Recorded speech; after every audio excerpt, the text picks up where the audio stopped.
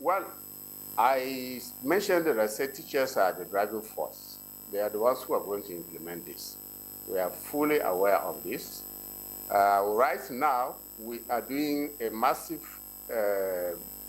training of teachers through the smart schools across the country, through the digital resource center. And then even in the ministry, we have a digital platform where we are doing a lot of teachers, and thousands of them have already been trained. But more specifically, to be sure, we have the teachers with the right skills and capacity for this. We already adopted a national teachers education program, even at the last NCE. But we also have put in place another committee which is submitting its report by December. It's actually, you may even want to call it an international committee, because we are doing that with UNESCO, that has a lot of experience across the world in how to train teachers, give them support, even their welfare and all that. So as soon as they are done, I had already informed the president, and he's very happy about that. So we will hope that we'll be able to adopt that. And, you know, the issue of training is not a one-off thing. It's an ongoing thing. It's a lifetime thing, as long as somebody is in the employment, just like any employee in any service.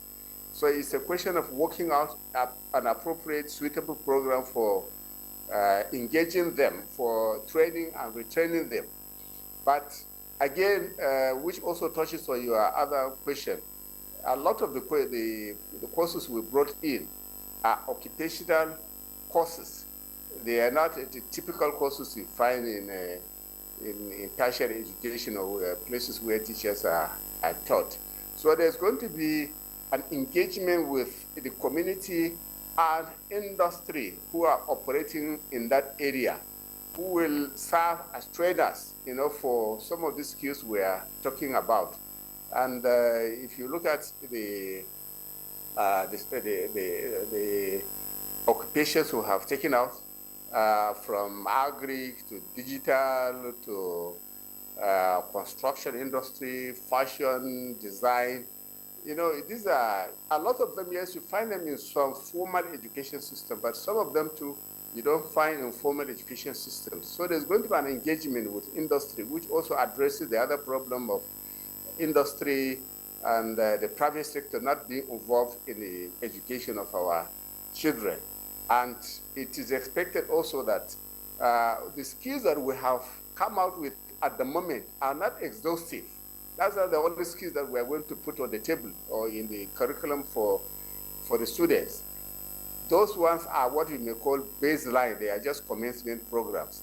But we will have in place a system where schools, individuals, even communities can propose particular courses in areas that are dominant where they live, and want children, you know, to occupy formal qualification, training, competencies in them. And then when they propose, we will now look at it, refine it, and then prepare the curriculum for it, which will now be approved for the schools to run.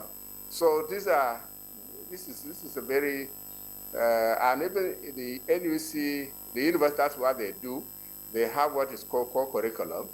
The core curriculum is developed by the National Universities Commission, and it provides for about 60–70% of the courses which are supposed to be taught in the university. The balance are developed by special subject teachers in the universities, which the NUC will look at and then approve. So it's the same principle we are applying for basic education and senior education level.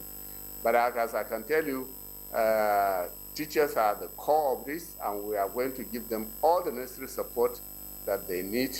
And then we also, as I said at the beginning, we are going to have a very strong M&E system. We'll be measuring them. We'll be measuring the achievement of this program in all the schools. And yes, I have seen in some of the And some of your clip where you talked about resistance and all that. You see, this one, there will be no resistance. Initially, people would be a bit anxious about how the program will run. But I can tell you there will be no resistance because it is going to replace the current curriculum which schools are using. So schools don't have choice but to implement this curriculum. That is the new requirement. So it's not an option. It's a program that all schools must implement. Where schools have some choice is the skill sets. And as I said, my own position is that we want every child to finish basic education with at least 2 skill sets, that he can engage himself with and empower himself with. And he can make the choice whether to pursue that skill set up to tertiary education level or strengthen himself, at the occupational level and move on with his life. So all these choices are all there for them and their parents.